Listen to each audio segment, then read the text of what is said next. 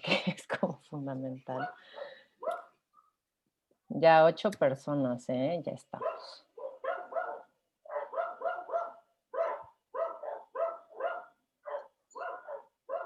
Súper. Sí me ven, ¿no? Borrado. Sí, ¡ay! Está increíble. No, wow, ¿cómo hiciste eso?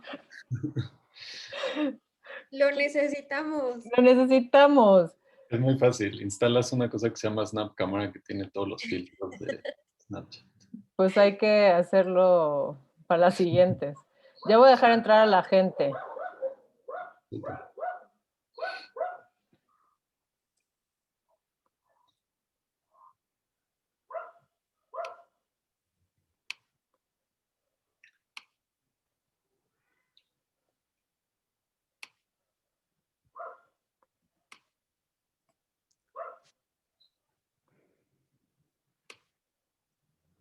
Nos vamos a esperar hasta las 6:05 para comenzar con la conferencia. Entonces tienen 5 minutos para ir por su té, su agüita, Al baño. al baño.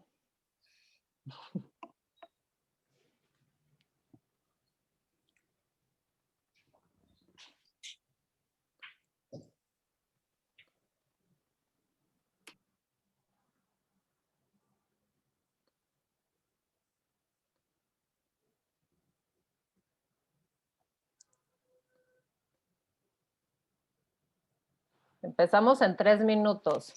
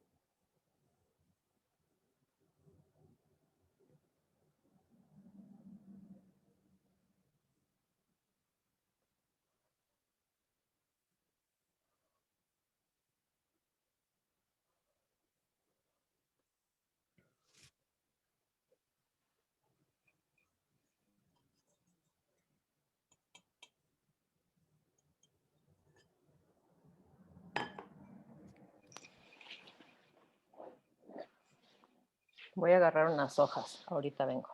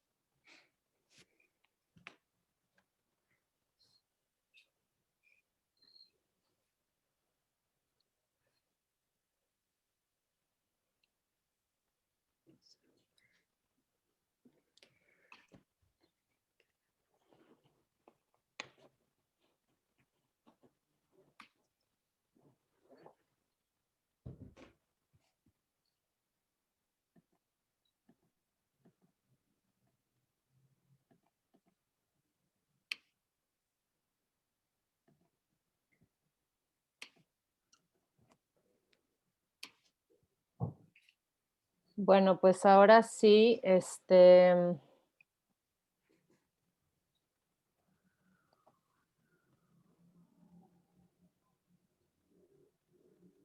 ya estamos. Nada más quiero hacer una prueba a todos los participantes que están ahorita conectados. Sí nos están escuchando y nos están viendo, porque alguien me acaba de mandar un mensaje diciendo que los votó. Sí, sí se escucha y sí se ve. Buenísimo. Ok, qué paz. Qué paz.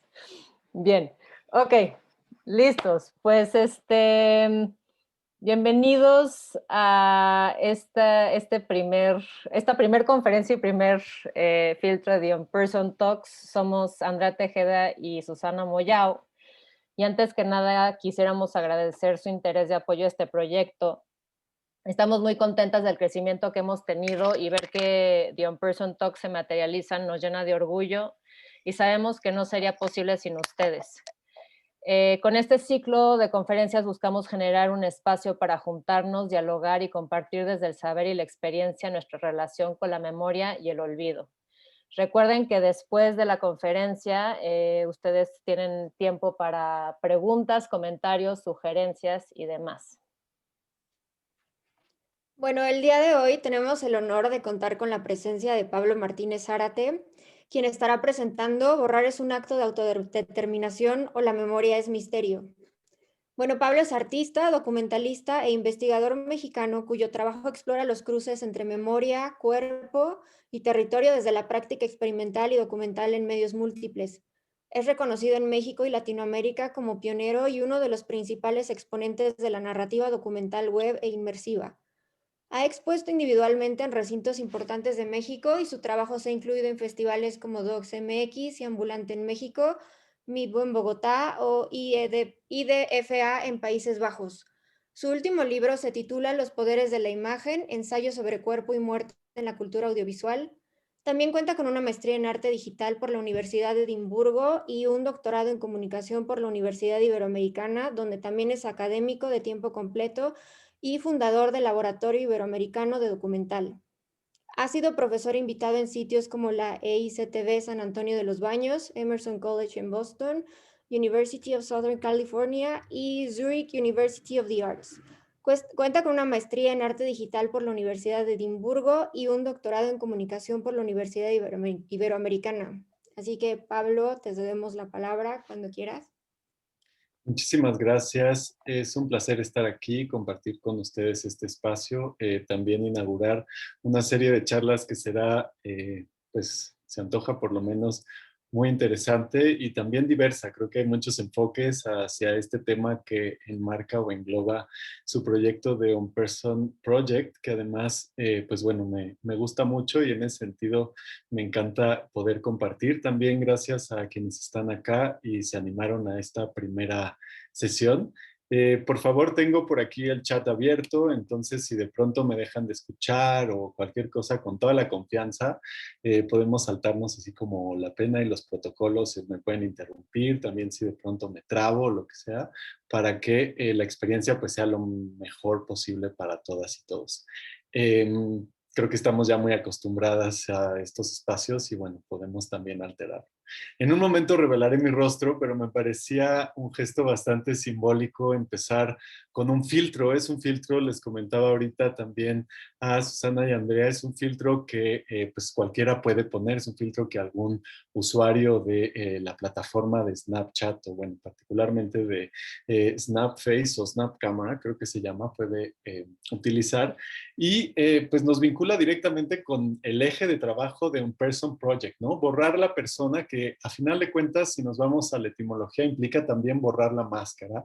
Y cuando pensamos en las maneras en que estas máscaras, o bueno, la manera también en que se pueden borrar las máscaras hoy en día, pues creo que estos filtros son uno de esos modos de borradura o de reinvención por medio de capas o de superficies, ¿no? Que se van sobreponiendo unas a otras y que van alterando también la forma en que construimos una imagen de nosotros mismos y que la compartimos, no solamente hacia afuera, sino últimamente pues hacia adentro, ¿no? Estas modificaciones que vamos haciendo se convierten en alteraciones hacia nuestra propia identidad o juegos de identidad que nos permiten intervenir lo que habitualmente se podría concebir como una forma inamovible, una forma intocable, muchas veces como pura, ¿no? Creo que la invitación de On Person Project es justamente a alterar esas visiones puristas de la memoria y aventurarnos a la intervención.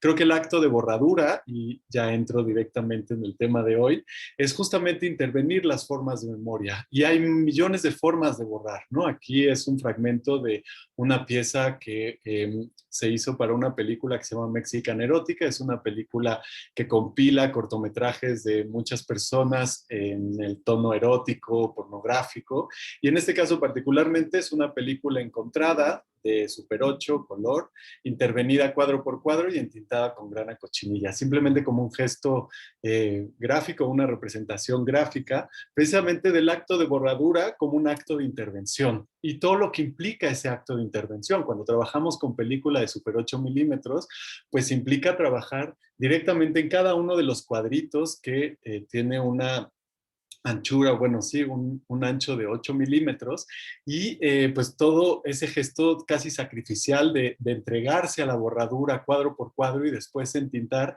es muy representativo o casi alegórico de la manera en que cuando nos borramos a nosotros mismos o cuando borramos aspectos de nuestra vida, de nuestro pasado, de nuestra imagen, estamos también sacrificando un montón de cosas y proponiendo lecturas alternativas de ese material. Este es un material encontrado que yo tenía por ahí, o bueno, más bien que me hacen llegar incluso para este mismo proyecto, que tuvo una finalidad que se vuelve ajena una vez que se reinterpreta, ¿no? Entonces, al momento de borrar o al momento de borrar desde la intervención directa de la memoria, estamos también abriendo posibilidades para otras lecturas. Y es hacia allá donde quisiera llevar algunas de las reflexiones, preguntas y obras que quiero compartir el día de hoy, o procesos también de investigación artística que quiero compartir el día de hoy, para también escucharles y construir un diálogo en torno a las posibilidades de la borradura como un gesto de autonomía, como un gesto de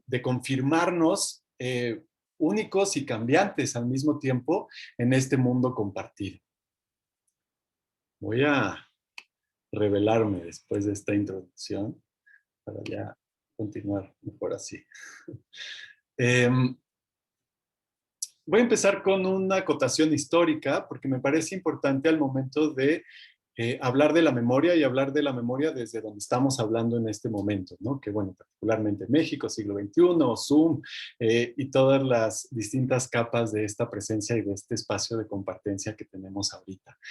¿Cómo podemos relacionarnos nosotros con la memoria? Pues hay un montón de maneras de relacionarnos, pero también hay maneras imperantes o hay formas de entender la memoria que dominan sobre otras. Y estas formas dominantes pues tienen que ver con una tradición meramente para nosotros, aunque sea occidental.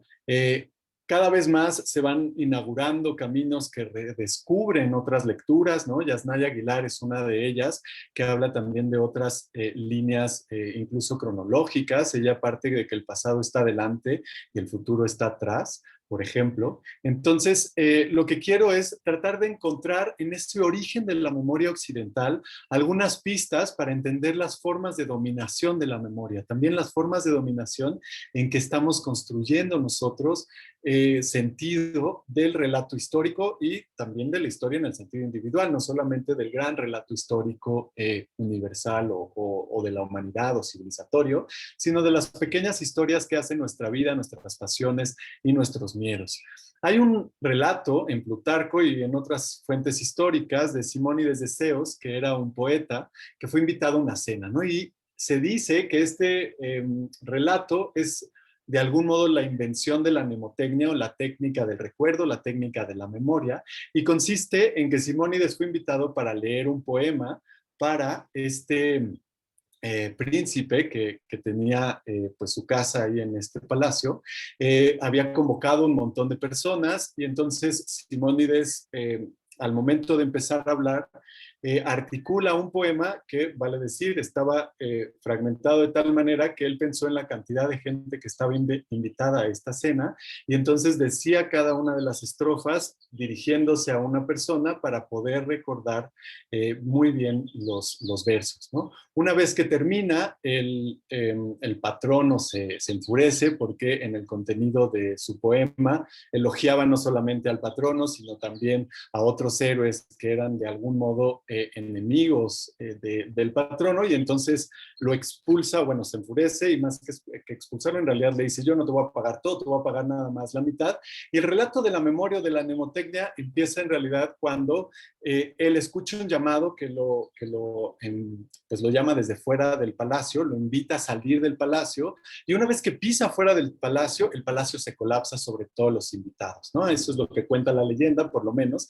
Y un poco la mnemotecnia surge cuando la gente trata de descubrir de quiénes son los cuerpos, porque estaban tan desfigurados por las ruinas que habían caído sobre esos cuerpos, que había que identificarlos para poder, bueno, hacer las ceremonias pertinentes. Y lo que Simónides hizo, o a lo que recurrió Simónides, fue precisamente a la localización que tenía cada uno de estos cuerpos en función de los versos que él había escrito para cada uno de los invitados. Y con esta técnica de la memoria se está inventando creo, y bueno, hay varias fuentes que también lo documentan por este lado, un modo de entender la memoria que ata la memoria al sitio de la memoria, al momento y a la arquitectura de la memoria. Tanto así que la técnica se llama el Palacio de la Memoria, y pareciera que estos palacios de la memoria están vinculando los procesos del recuerdo a procesos de experiencia siempre situada, experiencia que tiene un referente concreto en el espacio, y que además, si se fijan en el relato, pues tiene una función casi forense, ¿no? Tiene una función que nos invita a comprobar que algo ha sucedido, o que hay una verdad, o que hay una evidencia de un hecho detrás. Entonces, cuando nos acercamos a la memoria desde esta perspectiva, pues inevitablemente la memoria está asociada a procesos de ley, a procesos de ejercicio de la justicia, y en ese sentido, los procesos de memoria, y particularmente los métodos del recuerdo, están vinculados con procesos de control, de orden, de normatividad. Es por ello que, pues, tanto la documentación en los juzgados es muy importante, la forma en la que se documenta, cómo se pueden utilizar las evidencias dentro de un juzgado según el régimen legal o según la forma en la que se ejerza la ley en un lugar o en otro. Y en este sentido, el origen de la memoria en Occidente, además de estar vinculado con la destrucción, además de estar vinculado con un gesto de destrucción y con la ruina misma, y tratar de escarbar en la ruina, está también vinculado pues con órdenes o con arquitecturas del poder que rigen la vida en comunidad, ¿no? Y que permiten darle sentido a esa vida en comunidad. Y es por eso que también la memoria se ha convertido de algún modo o los procesos de preservación se han convertido en el pilar de las sociedades occidentales, por no hablar de otras culturas que tampoco conozco muy bien. En ese sentido, pues las políticas de la memoria en Occidente están orientadas por sobre todas las cosas a la preservación. Hay que cuidar, hay que preservar, hay que mantener todos esos documentos, todos esos monumentos, todas esas huellas del pasado.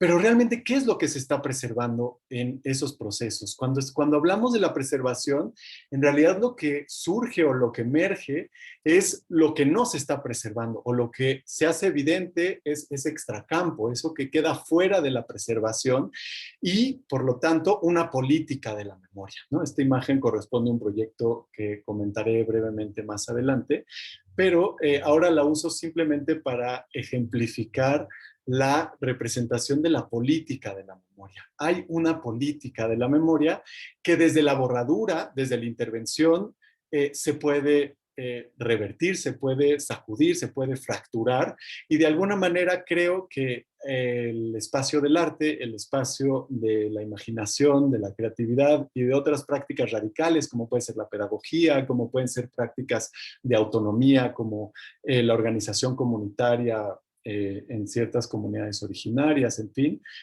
pueden ser modos desafiar a estas políticas de la memoria, a estos órdenes de sentido que requieren de una borradura o de alguna manera es como una contraborradura, ¿no? Si hay una censura, hay que hacer una contracensura y encontrar otras lecturas de esos hechos, otras formas de darle sentido a la experiencia compartida. Y hacia allá voy a dirigir algunos ejemplos y algunas reflexiones que me encantaría también pudieran detonar un diálogo más adelante. Normalmente los relatos de la memoria y estos relatos ministeriales, estos relatos verticales, oficiales, institucionales, tienden a tener una lógica lineal, ¿no? Buscan la consistencia. Los relatos oficiales difícilmente reconocen la fractura, difícilmente reconocen la ausencia, la imagen faltante. Prácticamente todos los aparatos de preservación de la memoria pública están orientados justamente a la procuración de esas piezas faltantes que completen el rompecabezas o la versión de realidad que queremos presentar como agentes de ese estado, ¿no? Entonces, ¿cómo podemos también reconocer que la memoria no es lineal, que la memoria en realidad opera de manera mucho más caprichosa, mucho más caótica, que va y viene, que es inconsistente, que está siempre llena de vacíos, que la imaginación es la que opera para llenar esos vacíos? Y esto, por supuesto, no solo es al interior de nosotros, también está sucediendo a nivel de las sociedades, de los grupos, de las familias, ¿no? De los pequeños grupos o de los grandes grupos. Los relatos de nación están repletos de ejemplos de pues eso, ¿no? Como ganas de llenar o explicar lo que no se puede, para lo que no hay pruebas, para lo que no hay ningún registro, se inventan esos registros. En el cuerpo, al final, es donde también recaen todos estos trabajos, ¿no? Bueno, esta imagen es un grabado de Piranesi, que hace una reconstrucción arqueológica de las ruinas en Roma, y aquí simplemente también sirve para hablar de este mapa fracturado, de lo que aparentemente es una continuidad urbana, de lo que la urbe romana pareciera ser como esa continuidad. Prevalecen fragmentos, prevalecen simplemente cachitos que podemos ordenar en distintas secuencias o en distintas jerarquías incluso. Decía pues que si hay un orden de la memoria, si hay un orden impositivo dentro de las instituciones, esto también se traduce al cuerpo. Se traduce a la manera en que estamos habitando nuestro cuerpo, la manera en que estamos relacionándonos con nuestra memoria, y los modos de operar de la preservación, de pues también la invención como parte fundamental de llenar el vacío, están encarnados en nuestra vida cotidiana. No solamente son políticas que llevan a cabo instituciones o que rigen el operar institucional, sino también nos dominan por momentos, ¿no? A veces nos vemos orillados a inventar versiones para no avergonzarnos de lo que hicimos la noche anterior, ¿no? Tratar de justificar por medio de un montón de artilugios o de asociaciones, cosas que hemos hecho antes. ¿Por qué? Porque los dispositivos de la dominación justo recaen sobre el cuerpo, sobre los modos de habitar no solo ese espacio, sino este abismo de la experiencia corporal, ¿no? ¿Y por qué no entonces reconocer que al interior de esta misma casa, que es nuestro cuerpo, al interior de esta misma aparente unidad que es nuestra presencia corporal, hay muchas dimensiones posibles de la experiencia? Esto apenas lo escuché hace poco en un taller que estoy facilitando para profesores de la UBA, la Escuela de Artes que está en Tlatelolco, y un profesor de yoga decía, pues es que es sorprendente, perdón, es que la gatita quiere pasar. Lo que es sorprendente es que Occidente se empeña en definir la identidad y sobre todo la presencia corporal a partir de la unidad identitaria del cuerpo, pero en prácticas como la yoga, él era profesor de yoga, yo no sé prácticamente nada de la yoga, pero en el budismo también decía, existe más bien una conceptualización multidimensional de la experiencia corporal y se habla de dimensiones de lo corporal. Esta forma de entender la multiplicidad, me parece, empieza a abrir caminos, pistas, nos da algunas pistas de cómo podemos intervenir el relato histórico o el relato monolítico que solemos construir tanto de nosotros mismos, a veces casi por autopreservación, ¿no? Y otras veces el relato monolítico que prevalece sobre hechos históricos, sobre hechos que dan sentido a la experiencia colectiva y a momentos sociopolíticos particulares, ¿no? Para esto hay una dicotomía que encontré hace un tiempo en este libro de La poética del cine de Raúl Ruiz, quien es un cineasta chileno, bueno, fue un cineasta chileno bastante importante, fascinado con la memoria y también con los misterios de la memoria, y él empieza a hablar de la memoria como misterio y la memoria como ministerio.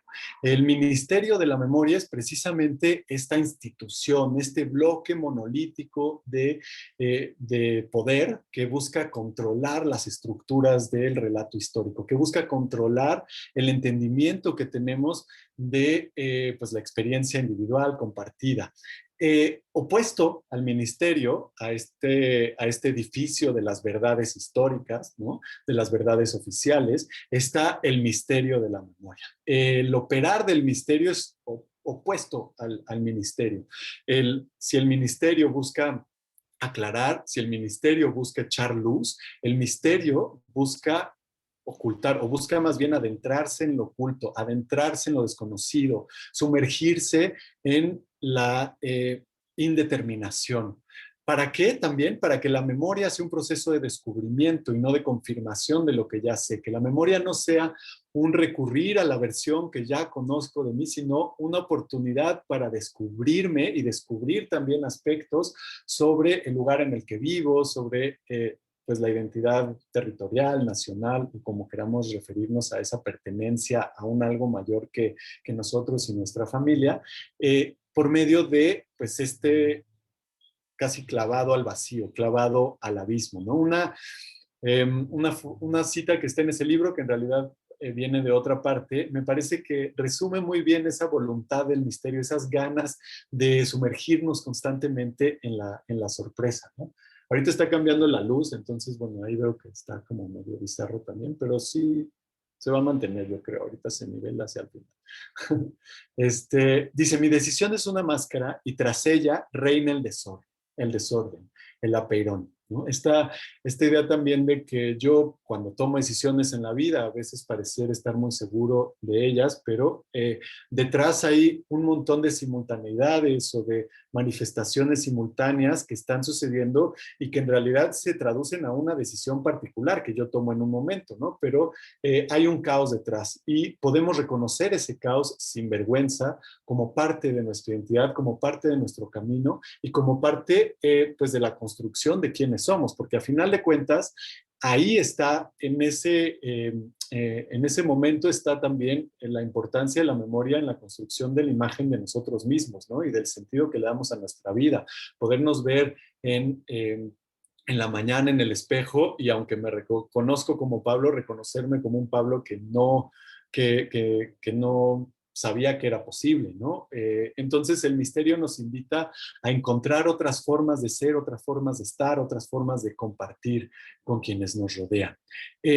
Hace unos años, casi 10, hicimos un proyecto en la Merced que justamente buscaba reinventar los imaginarios que estaban sucediendo en torno a este barrio, que estaba marcado por una mancha ahí del estereotipo, del prejuicio, de la violencia, de la prostitución. Y no me voy a clavar en ese proyecto, en realidad no es uno de los que quiero platicarles. Ustedes pueden revisar ahí la documentación en ciudadmerced.mx, que ahí está el libro, está una película y está el documental interactivo, pero del libro hay una cita, es una de las dos citas que compartiré el día de hoy, de un amigo que se llama Osvaldo Hernández Trujillo, que me parece bien bella para entrar en este tema o seguir ahondando en este tema. La gente que dice tengo mala memoria olvida que la memoria no se tiene de antemano.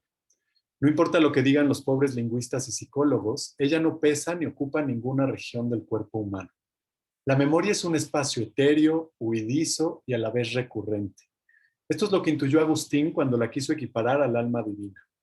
Está bien que hoy no creamos ni en Dios ni en San Agustín, pero que reduzcamos la memoria a un almacén de neuronas y pulsiones eléctricas es un desatino. No hay gente con mala memoria. Hay gente con pereza de andar por caminos invisibles. Parece bellísima esta provocación y creo que sintoniza muy bien con la idea del misterio. La voluntad, las ganas de adentrarnos en los caminos invisibles es lo que nos permite también descubrir un montón de aspectos de nosotros, de nuestra realidad, que nos conduzcan a la sorpresa, ¿no? Que nos liberen también de las presiones. Este es otro grabado de Piranesi, porque al final el ministerio, este ministerio de la memoria, es una arquitectura de la imaginación. No solamente, digamos, es un modo de operar, sino es una arquitectura para darle sentido. Aquí evoco un poquito lo que entiende Michel Foucault por el archivo, por ejemplo, este sistema de enunciados a partir del cual organizamos nuestra experiencia. Entonces, creo que solo mediante la imaginación podemos desafiar este encarcelamiento de la memoria, y en realidad muchas veces no se trata de encontrar otros modos de generar documentos, sino nada más de conectar los documentos entre sí, hablando de documentos de un archivo, por ejemplo, encontrarle otro sentido también a los monumentos, ¿no? Hablando de los antimonumentos o antimonumentas, ¿no? Hablando en cuanto a México específicamente. Creo que la noción del Ministerio de la Memoria como una prisión de la imaginación se cristaliza muy claramente en la idea del Archivo General de la Nación en México, porque el Archivo General de la Nación en realidad está ubicado en la antigua prisión de Lecumberri, ¿no? Entonces pareciera una paradoja, pareciera pues, sí, una coincidencia un tanto tragicómica, pero nos invita también a pensar entonces cómo podemos luchar por la libertad del archivo, ¿no? Y en términos de los procesos legales para la liberación de un preso, pues qué estrategias de defensa y por qué es importante pensarlo de esta manera, cómo podemos restaurar un sentido alternativo de justicia al sentido oficial que el ministerio propone, porque a final de cuentas la propuesta del orden del ministerio es un entendimiento de la justicia, un entendimiento de la justicia que normalmente opera desde la dominación, desde la opresión. Y la borradura, el misterio, es una forma de encontrar otro tipo de otras justicias, otros modos de hacer justicias, de hacer justicia. Ariel Azoulay, quien también hace un montón de proyectos artísticos, curatoriales y desarrolla varias teorías sobre la memoria, el archivo, la fotografía, habla de que la historia siempre será potencial y hay que entender que la historia es potencial, es decir, la historia no está clausurada, la historia no es lo que el ministerio nos dice que ya no se puede seguir explorando, ¿no? No es el punto final del libro de texto de historia. En realidad, el punto final del libro de texto de historia es el comienzo. A mí me resuena mucho esto con el artículo que leí hace poco de Yasnaya Aguilar, donde justamente ella habla de la representación occidental del pasado, presente y futuro, que el pasado siempre está atrás, el presente está aquí y el futuro está hacia adelante, ¿no? Ella dice, bueno, el presente está atrás, el pasado siempre soy yo y el futuro está atrás, el pasado está adelante y bueno, el presente, ¿no? Entonces el pasado puede ser también una forma de encontrarnos, una forma de mirar el porvenir. Entonces hay que encontrar estas otras lógicas de ordenamiento y lo que dice Ariel Azoulay es que desde el trabajo con el archivo se pueden intervenir las formas. Un ejemplo de un proyecto que ella hizo es de las fotografías invisibles, se llama Diferentes maneras de decir deportación, fotografías inmostrables. Es un archivo de fotografías del éxodo palestino que estaba en la Cruz Roja en Suiza y no podía salir del fondo fotográfico, del acervo fotográfico de la Cruz Roja, pero lo que significa, perdón, que la mayoría de la gente que estaba representada ahí, ya sea directamente o descendientes de esas generaciones que fueron expulsadas de Palestina en el 48 tras la fundación de Israel, pues no podían ver esas fotografías y reconocer esa parte importante de su historia, que eran de los pocos documentos que retrataban ese hecho tan determinante para el pueblo palestino. Pues lo que hizo Ariel Azoulay fue ir a Suiza, ver el archivo y copiar todas las fotografías en dibujos y después llevarse eso para exponerlo con la gente de Palestina, ¿no? Es un gesto como súper hermoso de tratar de hacer visible lo invisible. Esa es la restauración también del misterio. La borradura a veces nos hace ver cosas que no estarían ahí si no borráramos. La borradura no es nada más una manera de quitar, es una manera de hacer ver desde otro lugar. Y eso pues abre un montón de posibilidades, ¿no? Y aquí a la violencia del ministerio, Ariel Azoulay la define como violencia constituyente, ¿no? Lo que constituye un orden de las cosas que pues a veces se vuelve bien difícil de desafiar. Entonces, ¿cómo podemos hacerlo? Dice, lo que se ha institucionalizado como el orden de las cosas no solo es indignante, sino reversible. Y su trabajo archivístico es una de las claves de esta reversibilidad. Intervención, imaginación y transmisión son las prácticas principales a través de las cuales los investigadores y los artistas ejercen hoy su derecho del archivo. Esto es, el derecho a compartirlo, a hacer uso de él de formas en las que no se ha tomado simplemente como un depósito del pasado que almacena materiales que documentan lo que ha terminado y lo que se ha hecho. Entonces, por medio de la intervención, por medio de la imaginación, por medio de la misma transmisión, hacer comunicar cosas que permanecen ocultas, que tienen que ver con esfuerzos de decolonizar el archivo, que tienen que ver con esfuerzos también de liberación del archivo, podemos encontrarle otro sentido a la experiencia histórica. Y para esto tenemos que entender la historia como un proceso súper complejo, ¿no? Esta es una imagen de un proyecto de muy largo aliento de un artista libanés que se llama Walid Rad. El proyecto se llama The Atlas Group, que era como un falso grupo de personas que estaban generando documentación sobre la guerra civil libanesa, y a partir de un montón de documentos que le daban la vuelta al registro histórico, que le daban la vuelta a la evidencia histórica, provee al ciudadano, digamos, libanés y a todos los que estén interesados en la historia de la guerra civil libanesa, de herramientas para leerlo desde otro, leer la violencia que operó o que, bueno, que se sigue viviendo a raíz de ese proceso tan largo, se pueda sentir, se pueda vivir, se pueda habitar desde otros sitios. Esta es, por ejemplo, una imagen, él tiene muchísimas imágenes de esta serie pequeña que son balas de diferentes calibres sobre las arquitecturas de distintos lugares en Líbano. Dice al respecto, no nos interesan los hechos y los hechos son considerados como objetos autoevidentes, siempre listos para presentarse en el mundo, ¿no? O sea, como que cuando hay un hecho histórico, a veces se asume que ya porque pasó, eso es lo que pasó, no hay ni que cuestionarlo. Justo lo que dice es, nosotros sostenemos que esta definición común de los hechos, esta primacía teórica de los hechos, debe ser desafiada. Los hechos deben de ser tratados como procesos. Y en esos procesos, a final de cuentas, hay negociaciones, hay tensiones, hay disputas, hay también borraduras, ¿no? E invenciones que están operando todo el tiempo.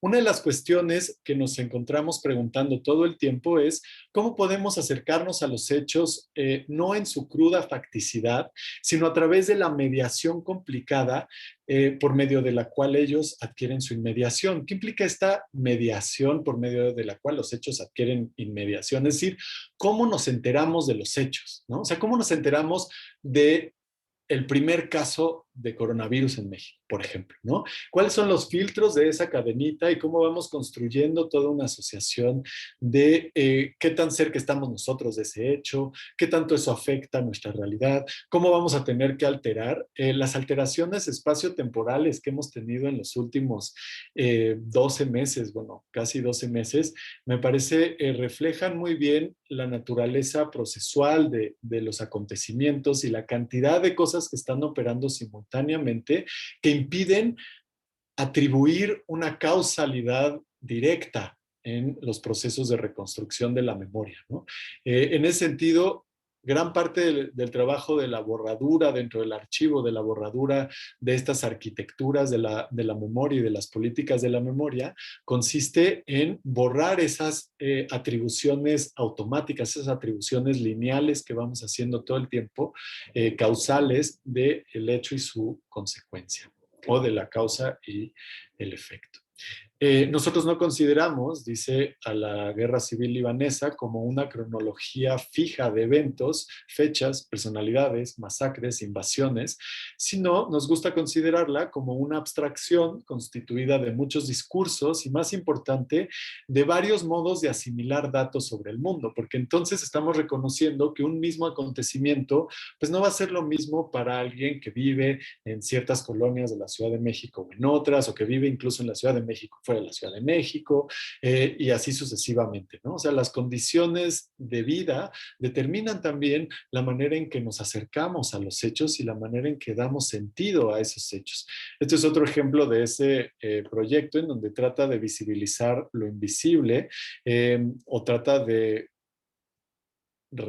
como resucitar aquellos objetos que se borran, aquellos objetos que se destruyen. Todos estos son coches bomba, son exactamente los modelos y los colores de todos los coches bomba que durante un periodo él fue documentando en un cuaderno, ¿no? Entonces, cada vez que había un ataque bomba, él buscaba una fotografía de exactamente el modelo y el color de ese coche bomba, la pegaba y anotaba todos esos datos. Era como una manera de visibilizar todo lo que con esa explosión pues se volvía invisible, y detrás de eso pues los procesos de violencia que están asociados, ¿no?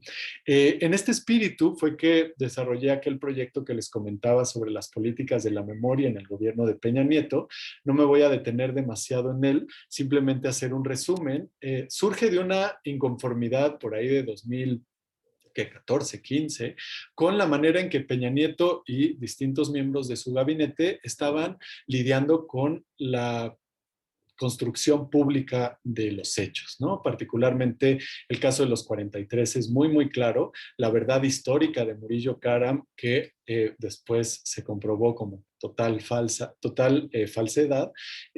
fue uno de los primeros detonantes, pero además muy cercano a eso estaba el video de La Gaviota, ¿no? El video de La Gaviota donde nos sale a regañar por dudar de su honorabilidad en el caso de la Casa Blanca, ¿no? Y todo lo que implicó detrás de ese caso. Entonces, bueno, esto empezó así como una inquietud muy personal con esas realidades y con esa forma de tratar de, otra vez, fíjense, de ocultar, ¿no? Por medio de presentar una verdad única. Al momento de articular esas verdades históricas sobre los hechos que están sustentadas en la ciencia, ¿no? Esas son las palabras que está articulando Murillo Karam. Cualquier otra versión alternativa queda neutralizada, queda invisibilizada, e incluso se condena, ¿no? Como un atentado contra esa estabilidad que se está buscando promover mediante esta investigación oficial del crimen contra los estudiantes de Ayotzinapa. Y así sucesivamente hubo un montón de ejemplos en este gobierno, y entonces lo que empezaba a hacer era agarrar fragmentitos de Peña Nieto mintiendo, o de Murillo Karam diciendo exactamente eso de los 43, o de La Gaviota diciendo que ella ha hecho todo su dinero de esa manera y esa casa es producto de ese dinero, y los alentaba muchísimo, los bajaba en los canales oficiales, ¿no? Donde públicamente el gobierno estaba promoviendo esa versión, los descargaba, los alentaba, los ralentizaba y los proyectaba para su captura en distintos formatos fotográficos de Super 8, de 16, de 35 y de 120 milímetros en un primer momento. Y empecé a hacer este cuerpo de imágenes que buscaban borrar la versión oficial, que estaba a su vez borrando las otras versiones posibles, ¿no? Era como hacer visibles esos gestos de la mentira y hacer visible esa mentira por medio de estrategias alternativas, que era particularmente fijar la mentira en un negativo que se pudiera tocar, y entonces lo que originalmente se quería enterrar se volvía palpable, se volvía incluso susceptible de ser olido, ¿no? Tocado, sentido, hasta probado. Y de ahí empezaron ciertas derivaciones de este corpus de negativos y de positivos. Entre ellas, aquí está, son 3 rollos de Super 8. Uno es un positivo regular, abajo a la izquierda. Otro, el positivo en Super 8, blanco y negro, significa que pasa por 2 procesos de revelado para quedar en un positivo, no en un negativo. El otro es un positivo solarizado y velado en el cuarto oscuro, entonces trabajo en el cuarto oscuro con velados y solarizaciones. Y finalmente un Super 8 en negativo, como esa versión negativa, intervenido otra vez cuadro por cuadro y entintado con grana cochinilla, ¿no? Que fue la primera vez que me acerqué a la grana cochinilla con fines de uso en soportes fotoquímicos y ganas de representar la violencia con un tinte muy mexicano, ¿no? Fue sorprendente que sí se logró el efecto. No había ninguna documentación de su uso así antes en película, pero pues bueno, eso fue una satisfacción que además ha ido continuando en otros proyectos. Y con todos estos documentos hice un pequeño archivo que la pieza se llama Estas imágenes son verdad, microarchivo de la ignominia, perdón, que va viajando con todos los documentos o fue viajando durante un año a distintos lugares para que la gente pudiera tocar, oler, acercarse a esa materia de la mentira, ¿no? A todo lo que se buscaba enterrar y borrar, como tratarlo de traer a la luz y poder tocar y después convertir en otras cosas, convertir en otra realidad. De este proyecto, y por eso sobre todo me tomé el tiempo de compartir un poco sobre este proyecto, surgió un concepto que es el del archivo como acontecimiento y que después dio nombre a esta pequeña publicación. Es una publicación que parte de una colaboración con la Casa del Hijo del Aguizote, en donde tuvo lugar una exposición del microarchivo y al final de la exposición hubo un conversatorio. En ese conversatorio, pues bueno, se documentó, se registró, se puso en el libro y se empezaron a poner un montón de otras cosas, poemas y el guión de una película, ¿no? Pero la noción del archivo como acontecimiento retomaba distintos conceptos que hablaban de justamente cómo reincorporar o reintroducir el misterio o hacer del operar del misterio algo constante en las búsquedas de la memoria, ¿no? O sea que, porque el misterio justamente es inagotable, el ministerio se agota, el ministerio se acaba, las verdades oficiales se clausuran a sí mismas, ¿no? O sea, como que ponen sus límites y sus muros, mientras que el misterio está siempre abierto, el misterio no se acaba nunca. Y en ese sentido, pues el archivo como acontecimiento nos invita a pensar en cualquier archivo como un espacio susceptible de acontecer o incluso la condición de posibilidad del archivo es el acontecimiento al interior del archivo. El archivo no es una estantería que acumula polvo, el archivo no es este espacio donde estamos almacenando documentos y los documentos que almacenan polvo, sino más bien donde los registros de acontecimientos se vuelven en el motor del acontecimiento, la sensibilidad que se acerca y que trabaja con esos documentos para convertirlos en otra cosa, para tejer arquitecturas de la memoria alternativas, para eso, imaginar otros mundos posibles. El archivo como acontecimiento, pues es casi una invitación a la aproximación performática del trabajo con el archivo.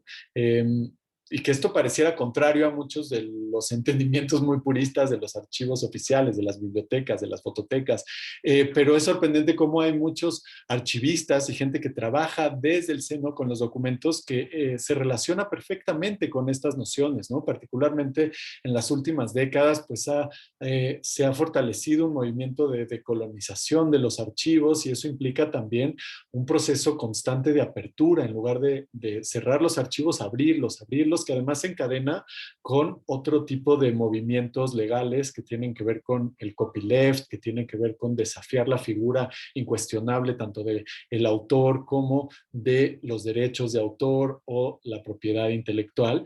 Y en ese sentido, pues otros modos de compartir, otros modos de estar juntos.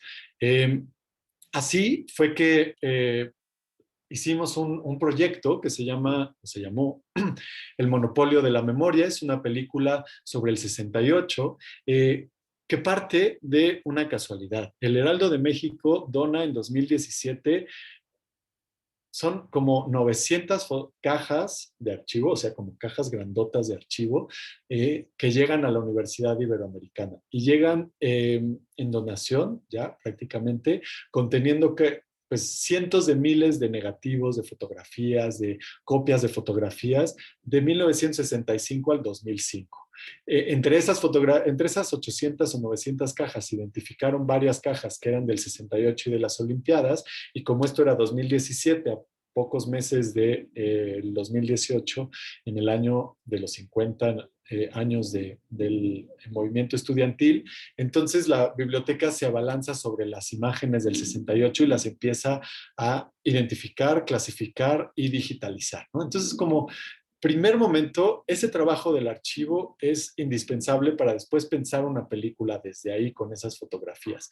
Cuando nos enteramos que existe ese fondo, me acerco con la directora de la biblioteca, le planteo la posibilidad de hacer un proyecto artístico desde un espacio que se llama el Laboratorio Iberoamericano de Documental, que coordino ahí en la Ibero, y se muestra entusiasmadísima y también como muy abierta, ¿no?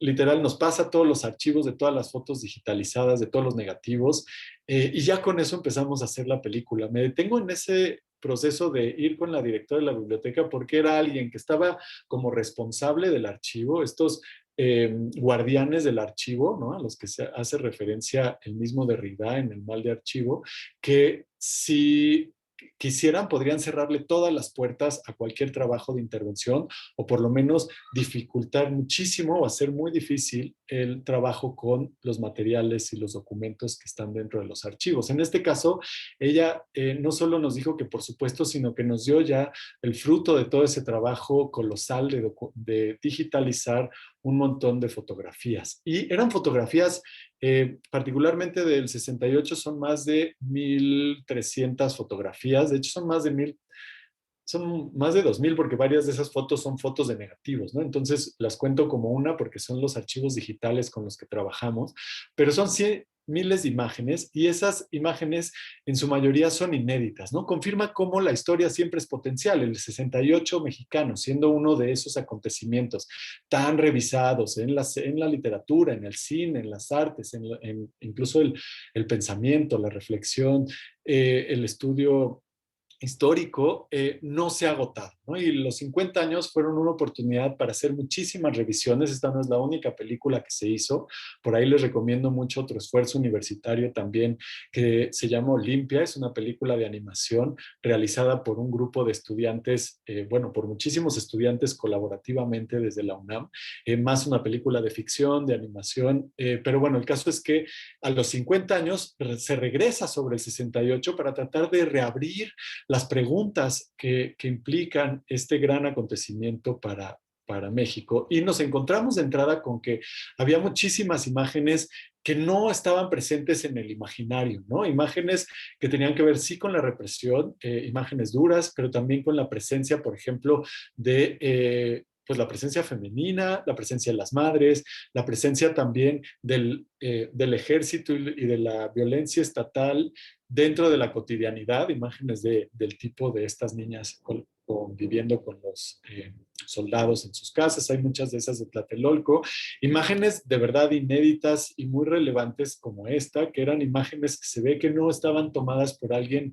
que tuviera mucha técnica fotoperiodística, sino más bien eran imágenes del momento clave cuando se estaban retirando todos los cuerpos de la Plaza de las Tres Culturas, en fin, ¿no? Entonces, en sí mismas como fotografías eran muy poderosas, pero el archivo iba mucho más allá porque él era un archivo periodístico, no era el archivo de las fotos publicadas. Y entonces estábamos viendo todo lo que normalmente una foto publicada borra. Las marcas de publicación, los reversos de las fotografías.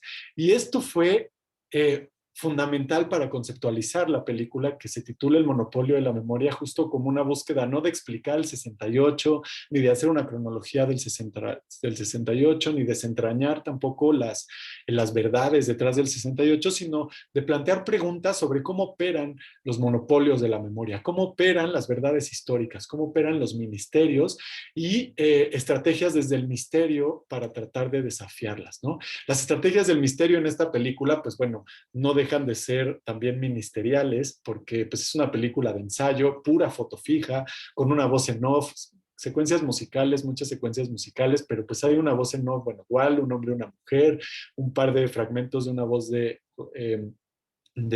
Díaz Ordaz y también estas secuencias musicales, pero bueno, no deja de ser ministerial en su forma y en su formato, ¿no? Pero al final ese era uno de los objetivos y tratar de encontrar en el reverso de las imágenes o pensar en el reverso de las imágenes, ¿no? Lo que normalmente está al reverso, lo que normalmente no se ve como pilar y fundamento de la narrativa histórica.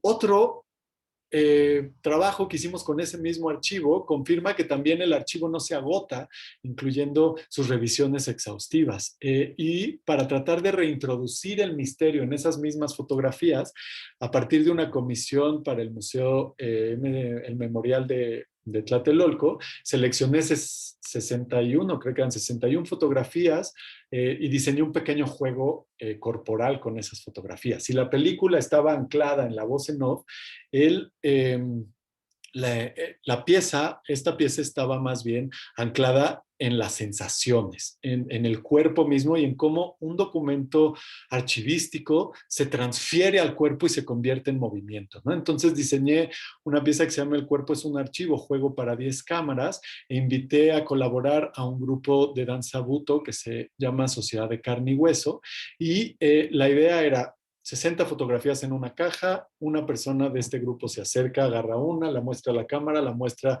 al resto de sus compañeras y empiezan a interpretar la fotografía, ¿no? Con el cuerpo, nada más. Esto durante 3 horas, porque era un poco libre el tiempo.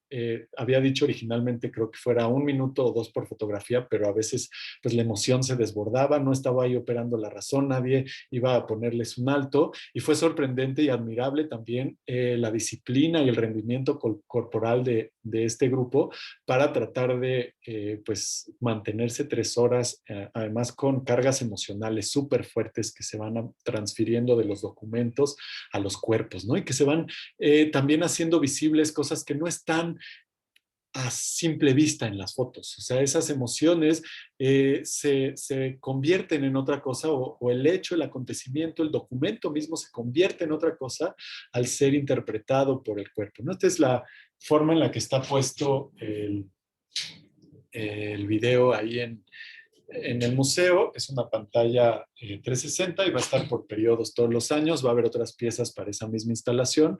Pero bueno, hay una versión también que es la que en realidad me gusta más, que es un video 360. Voy a poner un fragmentito simplemente para sentir un poquito esto y ya proceder a la última parte, a la conclusión de la charla.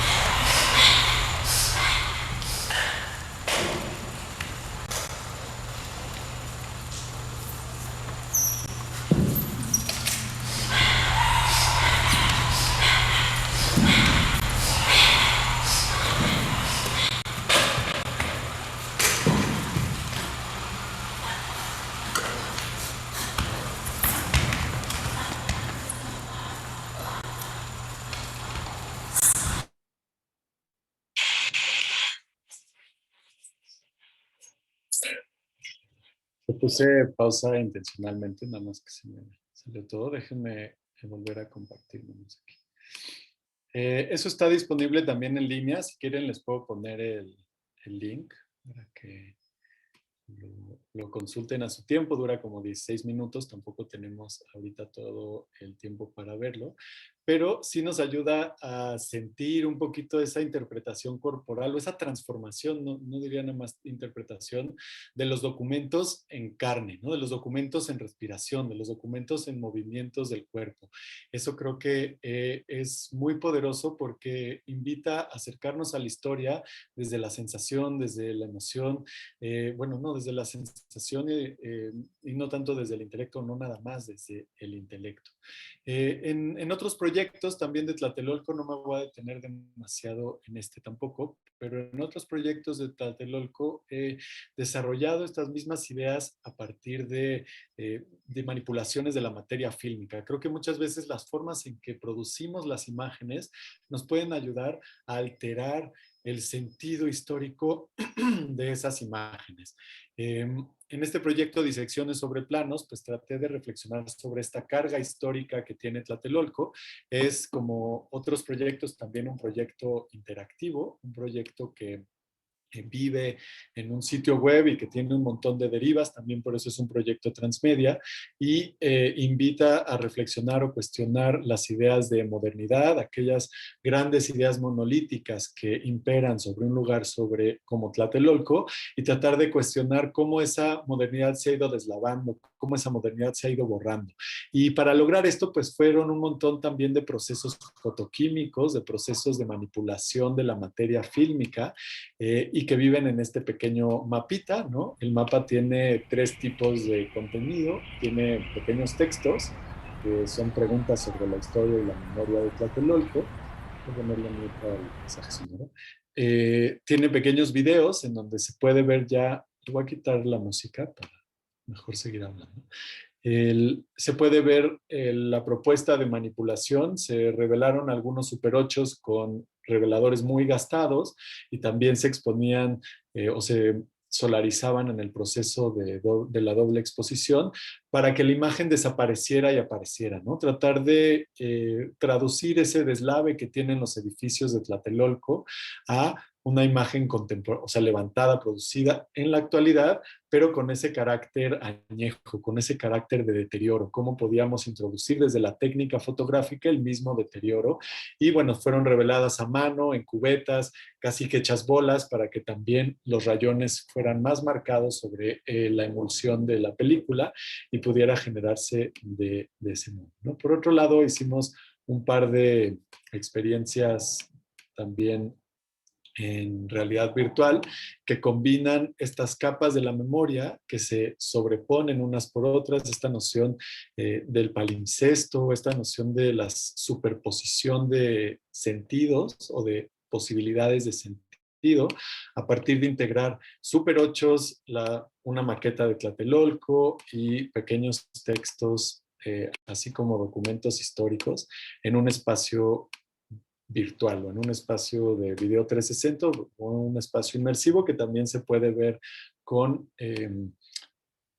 lentes de realidad virtual. Y esto es importante porque muchas veces necesitamos llevar esta experiencia de la imagen que vive en la virtualidad al cuerpo mismo, ¿no? Entonces diseñamos una pequeña maquetita que iba caminando por Tlatelolco, por distintas zonas de Tlatelolco y echando a andar la memoria, ¿no? De alguna manera, otra vez, hacía visibles un montón de procesos que de lo contrario, si se quedara en el internet, pues sería muy difícil vincular.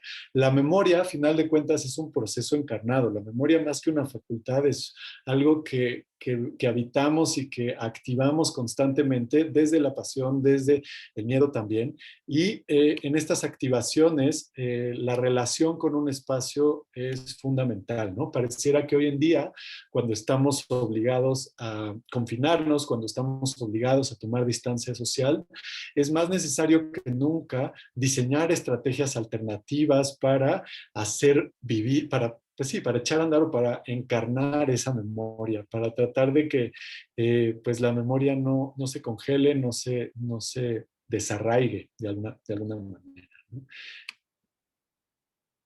Y ya para ir ahora sí cerrando, eso también está todo disponible en línea. Me gustaría concluir con una cita de Osvaldo Hernández, también desde la Bitácora de Ciudad Merced, porque creo que nos invita abrir otra vez las posibilidades y sobre todo el diálogo que me encantaría podamos sostener en los siguientes minutos. Los habitáculos de la memoria no pueden ser abiertos con llaves del intelecto. El recuerdo requiere una colección de sentidos, no de razones, pero no como se guardarían las botellitas de perfume en un alajero, sino como solo pueden mezclarse los olores en el fondo de las fosas nasales, el caos inefable. Entre el gusto y el tacto, entre el olfato y la vista y además el oído, existe un espacio habitable solo por pedazos de memoria. Imposible de nombrar esto o aquello. No es que las palabras sobren, es que a veces no alcanza. Y pareciera que justamente para la memoria nunca nos alcanzan las palabras y siempre hay que o reconocer el vacío como parte fundamental de la memoria, reconocer la borradura como un proceso que sostiene a la memoria misma y confiar en la intuición y en la imaginación para reestructurar, reinventar los horizontes también de sentido, ¿no? Esta última imagen pues tiene un poco que ver con eso, es el uso de distintas diluciones de grana cochinilla sobre una impresión en plata sobre gelatina. Entonces estoy, a partir del trabajo con Peña Nieto, me di cuenta que ese tinte tiene un montón de posibilidades súper diversas y empecé a inventar otros caminos con una sustancia que pues nunca se había usado para eso y que a mí particularmente me ha dado mucha paz y tranquilidad en espacios de contemplación.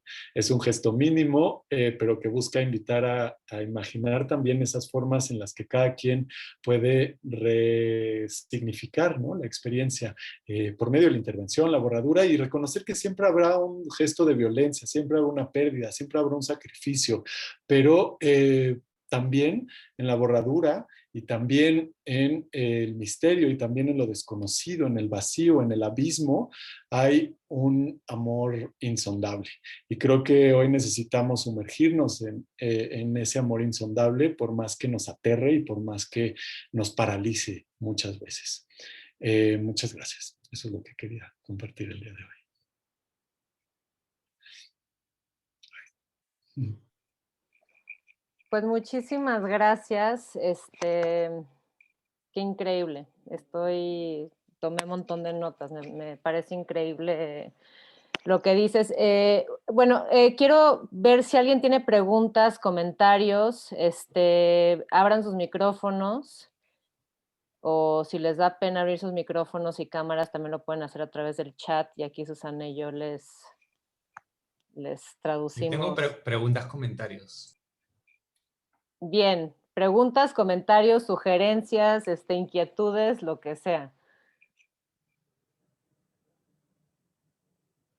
¿Empiezo yo o cómo hacemos? Sí, sí, ve empezando tú y si alguien tiene, pues ahí van.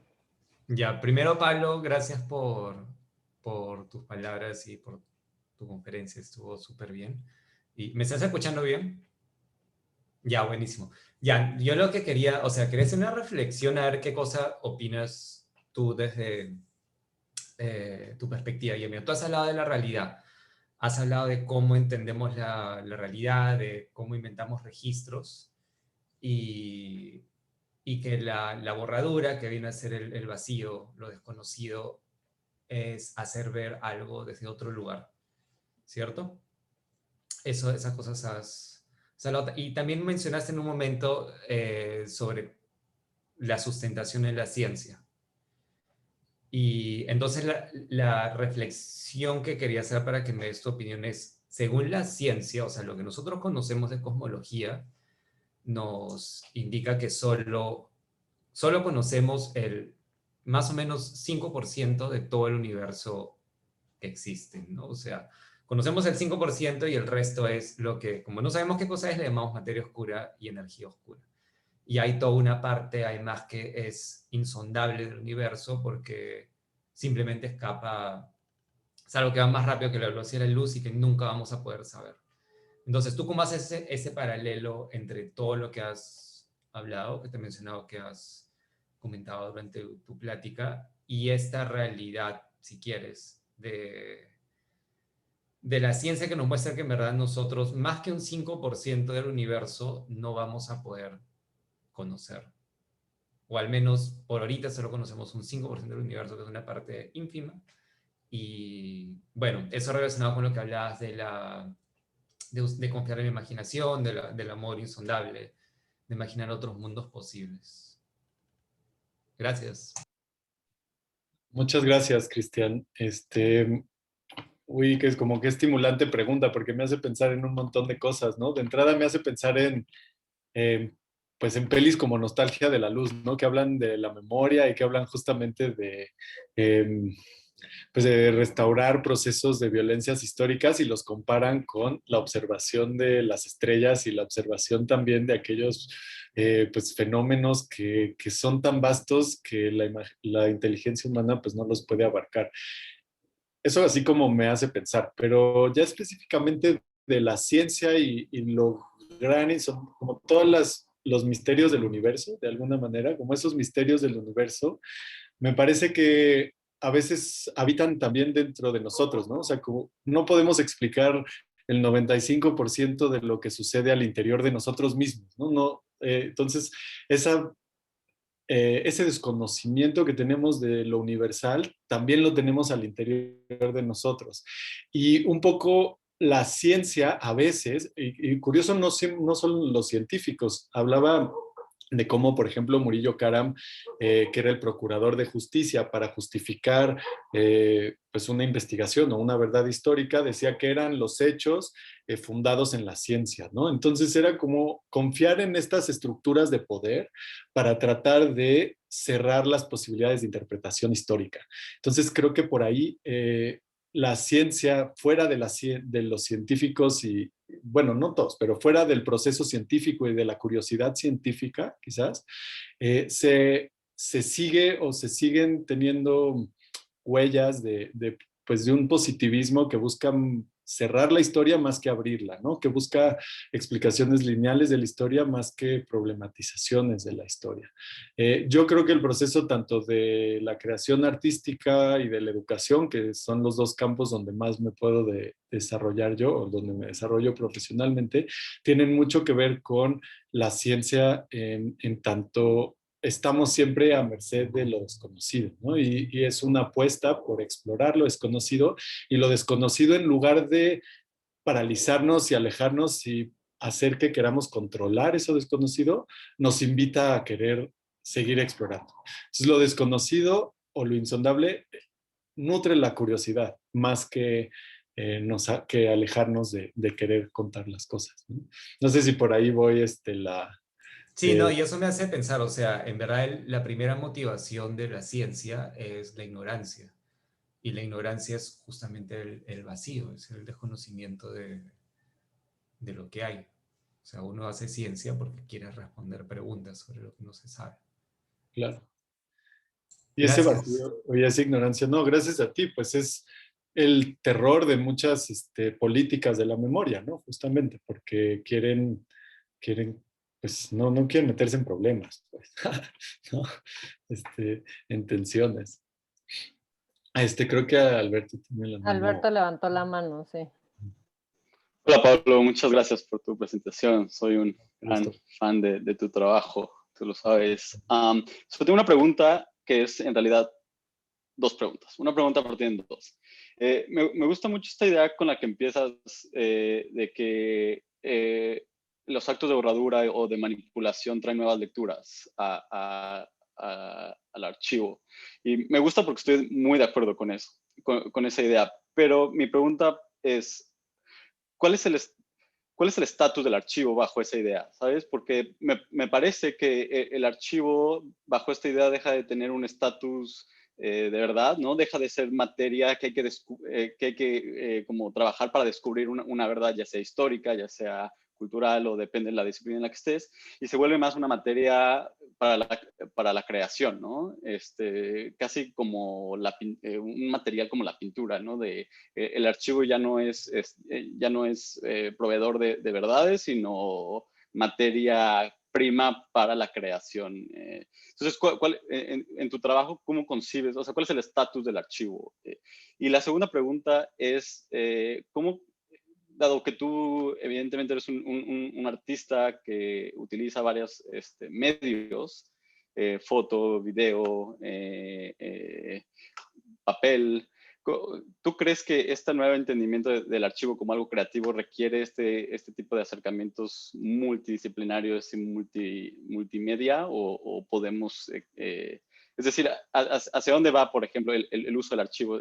Tenemos que abandonar las disciplinas como las están estructuradas en las universidades, ¿no? Donde cada quien tiene su método, cada quien tiene su medio y optar más por una reestructuración de la forma en la que creamos conocimiento.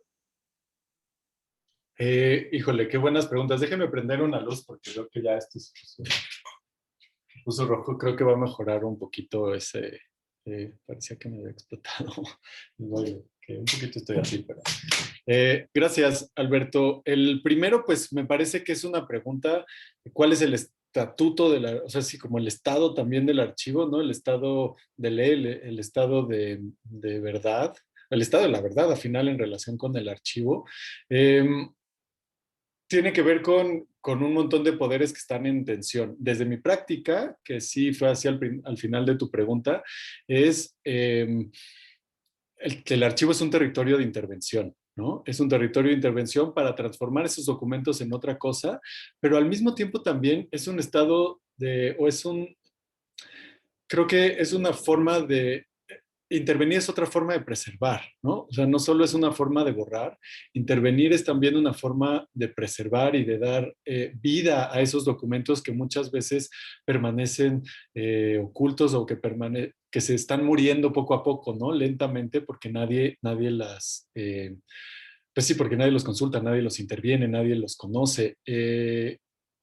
Ahora, en general, más allá de mi práctica y de prácticas experimentales con el archivo, me parece que alguien como Ariela Zulay nos da un montón de pistas para entender por qué el archivo se tiene que intervenir desde cualquier frente, ¿no? Ella dice que el archivo es el espacio de reconocimiento de lo común y de lo público. Y el espacio del archivo es el espacio donde nos podemos encontrar y reconocer como parte de un tiempo y de un lugar y pues, de una tribu, casi, ¿no? Es el sentido de pertenencia se hace evidente en el archivo, es el espacio donde se define lo público. Y en ese sentido nos concierne a todos reclamar nuestro derecho al archivo y entender que el archivo en realidad otra vez no son esos documentos y esas cosas que están ahí, sino las estructuras de relación que rigen a esos documentos, ¿no? O sea, para llegar a una biblioteca, pues yo necesito navegar por la estructura de orden de esa biblioteca, por la catalogación que tiene y el sistema de catalogación. Y el archivo es ese sistema, o sea, el archivo es esa organización de los documentos y ahí es donde podemos intervenir muchas veces. No nada más estamos interviniendo en los documentos, sino la manera en que entrelazamos esos documentos, la manera en que tejemos esos pues sí, esos sentidos, ¿no? El sentido, más que los documentos, tejemos las relaciones de sentido entre esos documentos.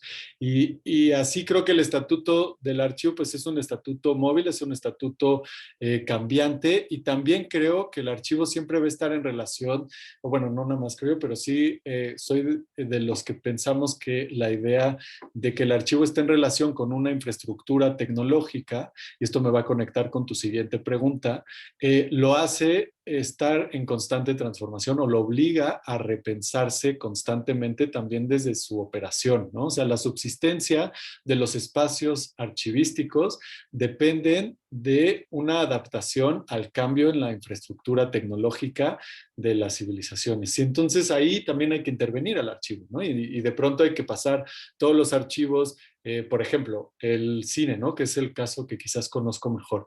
El cine fue pasando de un soporte en celulosa, ¿no? A un soporte, bueno, acetato, poliéster, pero el caso es que cada giro implicó preservar un montón de esas copias originales a los otros soportes para que se fueran preservando. Y ahora se pasan todas a archivos digitales para que también se puedan seguir preservando. Entonces, la preservación al mismo tiempo es un modo de intervención. No solo intervención es preservación, sino la preservación necesita de la intervención de los documentos. Yo no puedo preservar un documento sin tocarlo. Y es por eso que creo que el archivo es un acontecimiento. No creo que nada más desde el arte, sino también desde la historia y desde la ciencia se puede intervenir el archivo en este sentido, ¿no? Y la segunda pregunta tenía que ver con lo de la tecnología, porque nuestro entendimiento de, pues, de la comunicación y de quiénes somos y de cómo nos vamos construyendo una imagen de nosotros mismos y de las personas que nos rodean, también siempre está en relación a los medios que tenemos para vernos y para comunicarnos unas con otras, ¿no?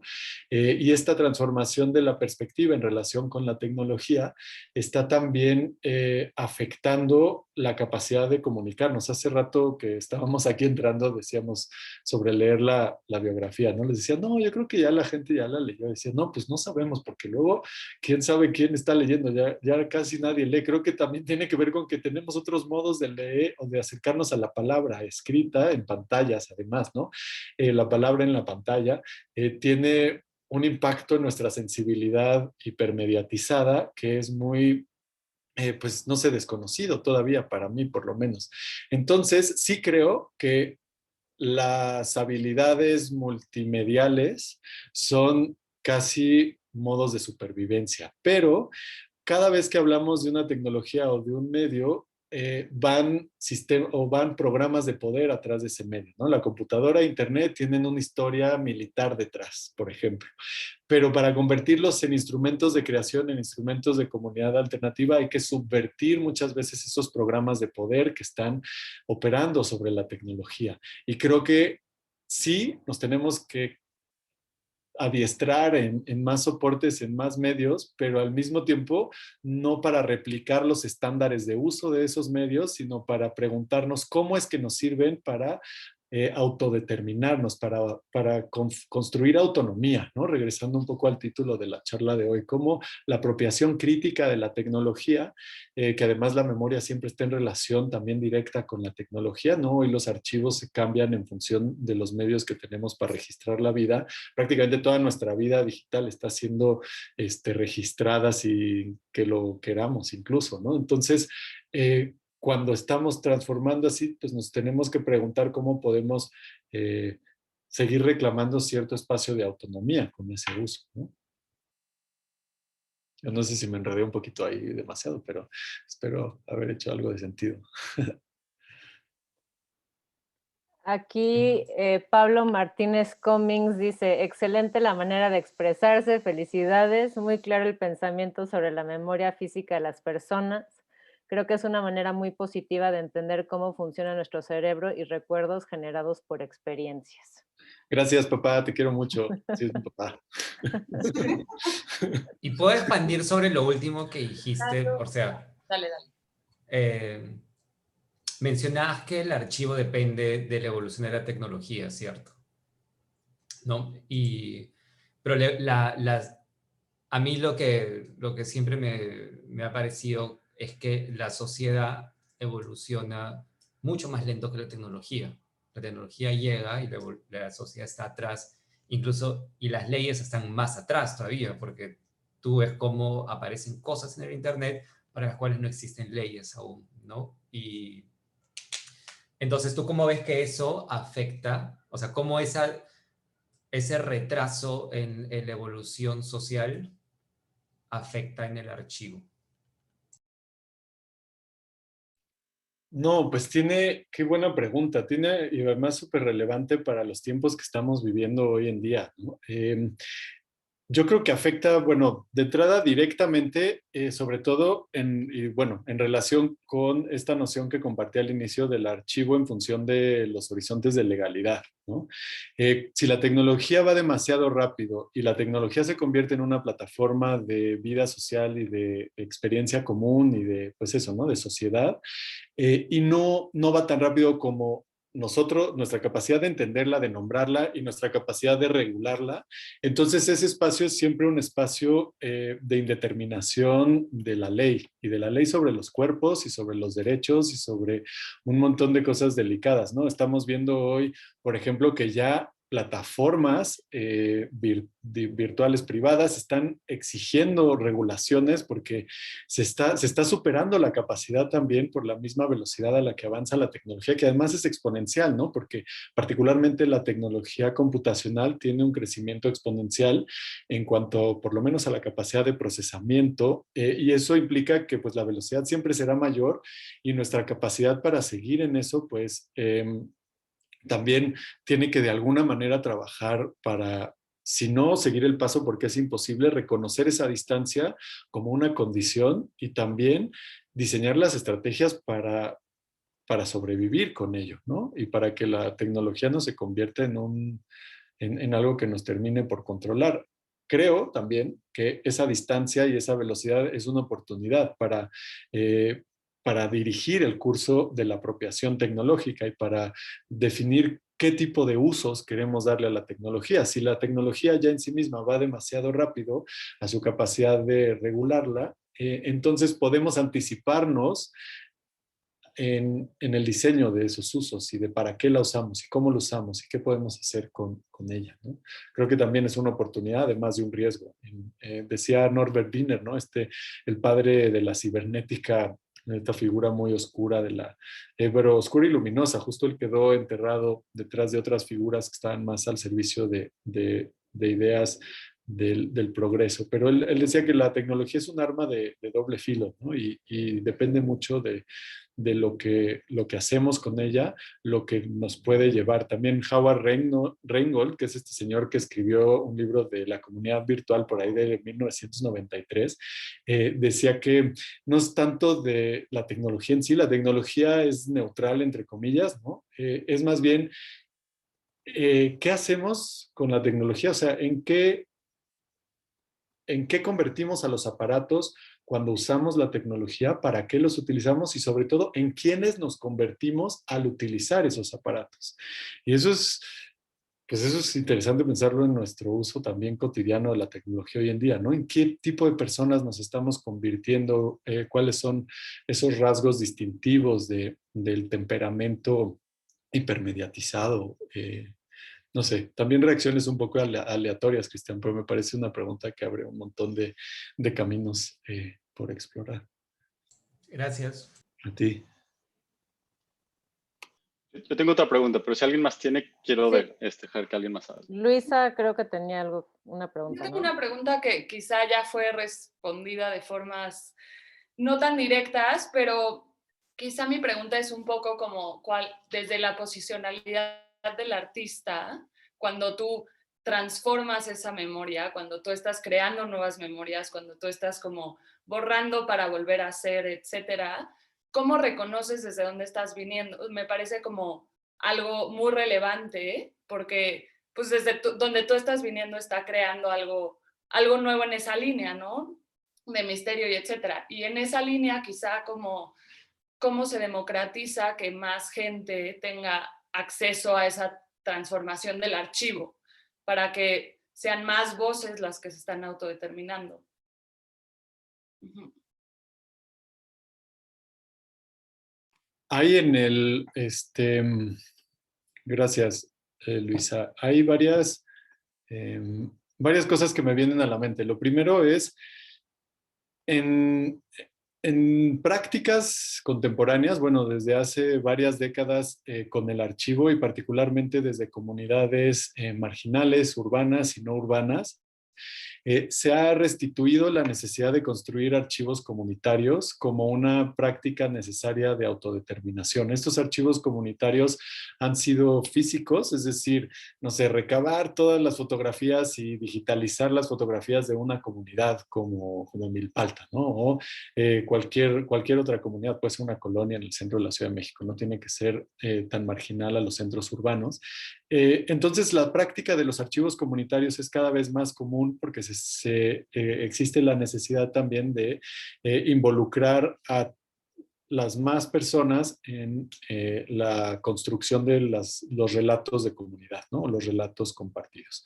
Eso por un lado. Y luego, en cuanto a la propia práctica y la manera en que me apropio de la tecnología y cómo puedo ir trabajando con versiones alternativas del relato, a mí me gusta mucho la noción de la crítica constante. Pienso que todo arte crítico es un arte que se sumerge en la crisis, o sea, y es crítico porque está en la crisis y porque es parte de la crisis y entonces está en crisis de enunciación en primera instancia. Es decir, no hay una enunciación que se agota, hay una enunciación que constantemente se pone en crisis ¿no? Reconoce sus limitaciones, duda de sí misma, reinventa las fórmulas que tiene. Hoy daba una clase sobre documental científico a partir de Jean Painlevé, este documentalista fantástico.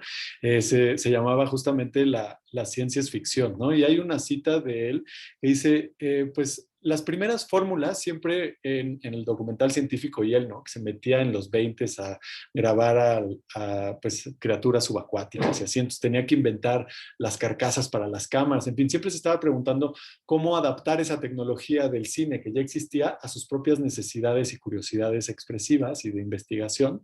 Y él decía, bueno, las primeras fórmulas siempre son muy novedosas, pero terminan por agotarse y si uno se claustra en esas fórmulas, va a terminar por agotar también su propia visión, ¿no? Entonces, lo primero que diría es que hay que cuestionarse siempre y nunca caer en esa zona de confort y en esa comodidad y decir, ya estoy bien, ya estoy feliz, ya tengo las soluciones que necesito.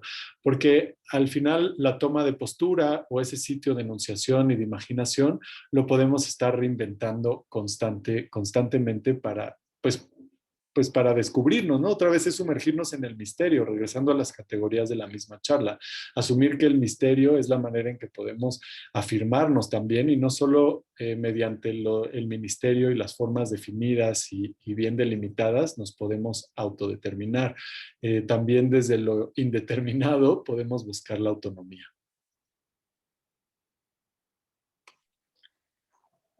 Alberto Quintero dice, la pregunta de Luis era muy parecida a la mía sobre la dimensión ética de la manipulación, borramiento de materiales, pero luego se fue.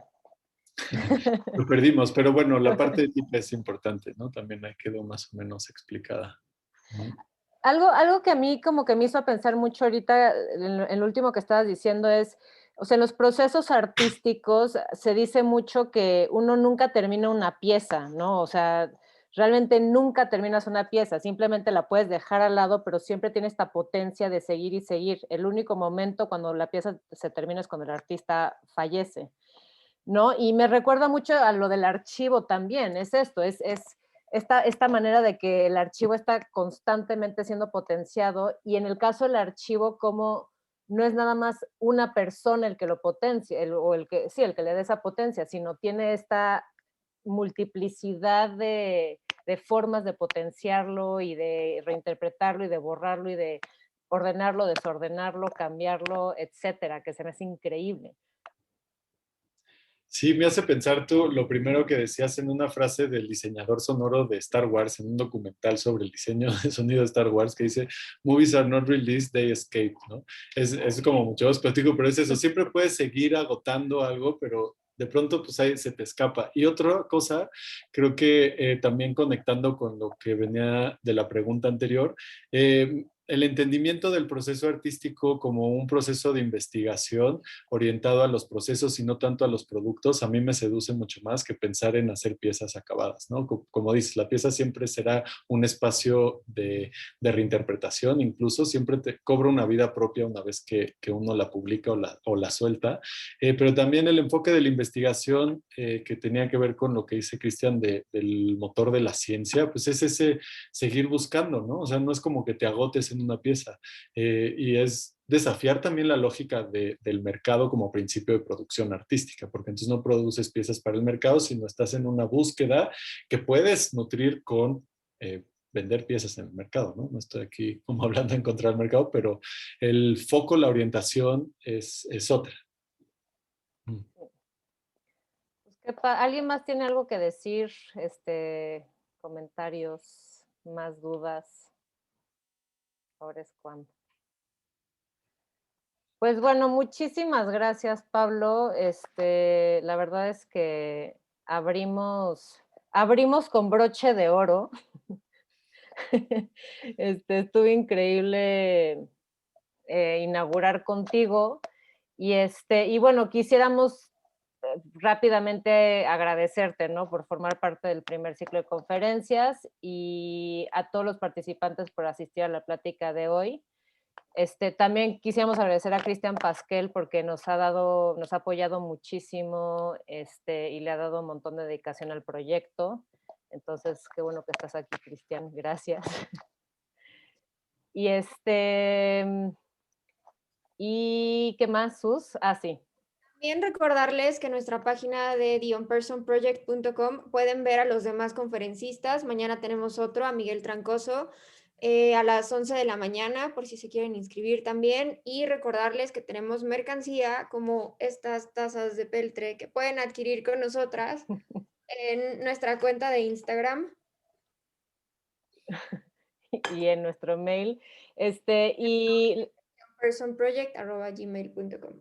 les voy a poner aquí la página web. Miguel Trancoso va a hablar sobre fake news, que eso también está súper interesante, cómo las fake news también son un tipo de borramiento, ¿no? O sea, es un poco, va por esto de lo oficial, lo no oficial, ¿no? Entonces, va a estar buena, es mañana a las 11. Qué chido. Pues muchas gracias también a ustedes. de verdad. No, Gracias, qué Pablo, estuvo increíble esto, de verdad. Gracias. increíble.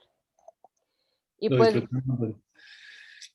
bueno, Pablo vio el nacimiento de The On Person Project allá en el 2017. Le tocó, ¿no? Justo te conté, estamos haciendo este proyecto, no sé qué, creo que lo presenté en tu clase. Entonces es Increíble. increíble tenerte ahora aquí. Soy súper fan. Qué chido. Pues manda fotos, manda borramientos. Sí, puedo mandarles un montón. Va. Nada más. Pues mil gracias. Cualquier Entonces, cosa, aquí estamos. gracias. Gracias a todas y a todos por Buenas compartir. noches. Bye.